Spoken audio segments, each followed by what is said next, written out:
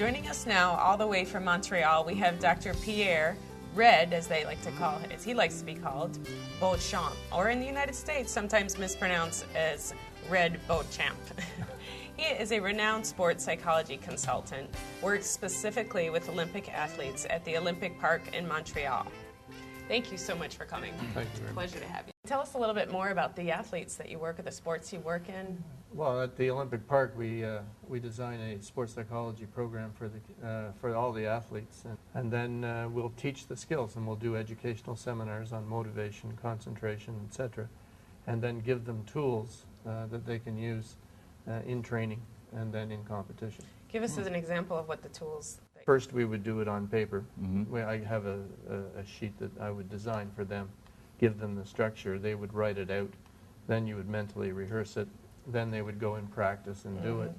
And then once they've got it right with their coach, then they can execute it in competition. That's what I like to tell people, too, when they're changing anything. It's always good to write it down. Yeah. It gets you focused. It puts it in motion. Yeah. Okay, so write it down, and then... And then we have a journal, too, which they can see what worked well, what didn't. That's what you're looking for. If you look at exceptional athletes or exceptional people in business, they develop a certain template for what they do. What are some of the commonalities between the spectrum of successful athletes? The common is to have a dream. And so motivation first. Motivation first. They have to have a dream, and if they have a dream, that's great. If they don't have a dream, and you have to stretch their minds a little bit. And if there are what we're trying to do there is to remove all limitations. Perceived limitations. Yeah. They have perceived limiting self-beliefs. And so you got to work with them and see, to get those beliefs so that they can, if there were no limitations in your life, what would it take for you to achieve your ultimate dream? If you can't see yourself winning the medal, and it might be hard for them to actually do so. Through my experience, that athletes that aim high usually do get on the podium. Athletes that aim low, they don't last very long on the Olympic So how do you team. begin to try to eliminate that self-doubt? Because I think that's common in every individual, athlete or not. We have that little bit that creeps in. It starts with the dream, and then if they have limitations, then obviously cognitive restructure, the limiting belief. But you have to identify the limiting belief. So you're going to first identify the doubt, and then try to work slowly, make little changes going in the other direction. It's not like you can just go from having some doubt to none. You're going to start to... It's a process. Right. It's a process, a day at a time. We do goal setting, daily goals, weekly goals, monthly goals, and we monitor those goals. So in their logbooks, and are they achieving those goals on a daily basis? And then I look at the logbooks and I ask them to put a happy face, a sad face, or a normal face, and I can tell by opening the logbook if things are going well in training or for a particular part of the year. And if they're not, then we have lots to discuss. Right. So does this, some of these techniques have specific changes in their physiology or their performance level? Like, can you correlate it? Yeah. With heart rate variability, you can teach them to breathe and monitor, and what you're doing is giving them a skill. And by giving them a skill, they feel confident. And if you feel confident, you're confident. And if you keep doing this... Coping mechanism at the very, and that you're building confidence all the time. And once they become confident, and they'll be confident, and it usually translates into performance increments. Everything that you've said will really incorporate into everyday life. Yeah, these are life skills. These are life skills. So what you're Couldn't agree teaching, goal setting, focusing skills, breathing, relaxation, composure, confidence. These are life skills.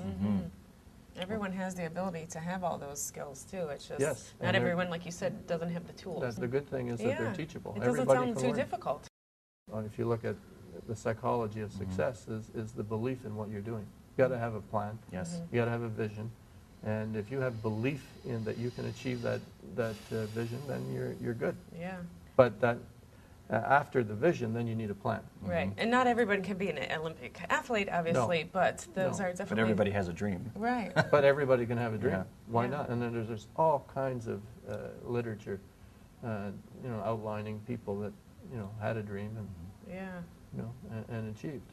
You're early in the process, and things hasn't quite fallen into place yet. I know just the act of doing something about chasing the dream actually feels extremely good compared to even doing something that may be paying better at that time, but you're not as motivated about it. It just isn't nearly as, it's just not nearly as fun. Well, what you're doing is you're managing your energy and emotions that way. Yeah. We have to teach athletes to manage positive energy and to build that momentum. Once you take one step in a direction of your goal, you're building momentum. You're developing positive energy. Absolutely right. And the emotions play an important role in that aspect, because on one side you have positive energy, but you have negative and positive emotions. And you have to teach athletes that they can choose those emotions. I think people can incorporate that into their daily life also by... Somebody cuts you off in traffic, do you have to stay upset about it, or you can just go, you know, maybe the guy was late and you didn't want to go and let him go, instead of And you can upset. take yourself back to, like you said, that feeling of doing it the right way. Even if you had a bad day and you had a bad whatever happened, I think sometimes I've done this, and this is why I'm saying it, because I know it works, laying in bed and going back and fixing it in my mind before I go to sleep sets that up so that emotion dissolves kind of, and it, you know, it frees it to be a positive. Well, we do that with Olympic athletes. They wait 4 years. And what if you wake up on that particular day of your event and you're not feeling well for whatever reason? Well, you need to practice. You need to, you know, to change that emotion. You're better off closing your eyes and have practice with, it's going to be a great day, and then getting up excited. I always do that too. Before I raise out of my bed, I think about the greatness of my day. It kind of just sets it in motion, and the gratitude of having this day to be whatever it is that I choose, and it sets me up for a great day every time. And when you go to bed at night, you can actually review your highlights of your day. Yes. And as an athlete, people tend to focus always on the negative. And if you focus all on the negative, you're just encouraging negative energy, and you're in the past. Yeah. You're not in the present. And one of the principles of peak Extremely performance well said. is to be in the present. You know? Right. You know, what happened yesterday, if you fell in practice, is in the past. Yeah. And if you're thinking about the score, you're in the future. We have to be here now. Yes. You know, and that's a life skill. That's exactly right. Thank you so much for saying that. Yeah, I agree. And because sometimes I say, don't let the past hold you back from what's happening right now or later. You know, people are attaching. Thank you so much. It was such a pleasure having you. You're welcome.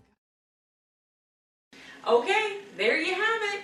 You can be as successful as an Olympic athlete. All you need is a dream. Everyone has a dream. Next, gotta have a plan. Write it down. Write what you want to do. Keep a journal with a log. Write down what you need to do and take those steps towards your goal. Then log when and how you feel when you do it. Have weekly and monthly reviews to evaluate it. The more you do, the more confidence you build. If you feel confident, you are confident. And when you're confident, you're competent, and you build a positive result. Take on new life skills a little at a time. Stay focused.